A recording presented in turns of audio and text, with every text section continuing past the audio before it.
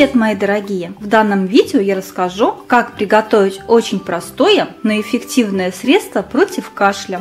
Это средство помогает очень быстро снять симптомы сухого кашля, который возникает во время простуд, гриппа. Это средство облегчает состояние ребенка во время сильного сухого кашля. Буквально уже после первого дня применения ребенку становится легче и кашель у него уменьшается. Для приготовления лекарства вам понадобится лук и сахар.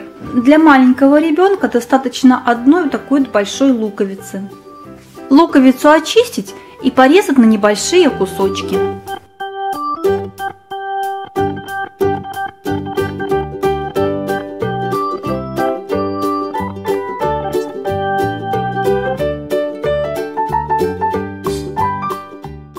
Порезанный лук перекладываем в баночку, посыпаем небольшим количеством сахара и оставляем часа на 2, чтобы выделился луковый сок.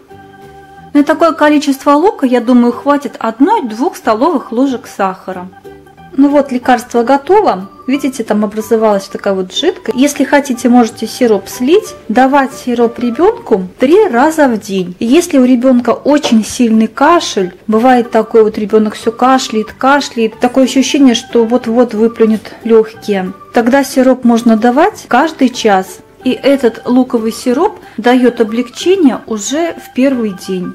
Ребенок меньше начинает кашлять, и когда кашель уменьшится намного, достаточно 3-4 раза в день. Такой сироп не рекомендуется давать детям с аллергическим типом кашля. В таком случае лучше посоветоваться с врачом. Этот луковый сироп получается сладенький, и детям нравится его принимать. Так что с приемом лекарства у вас не будет проблем.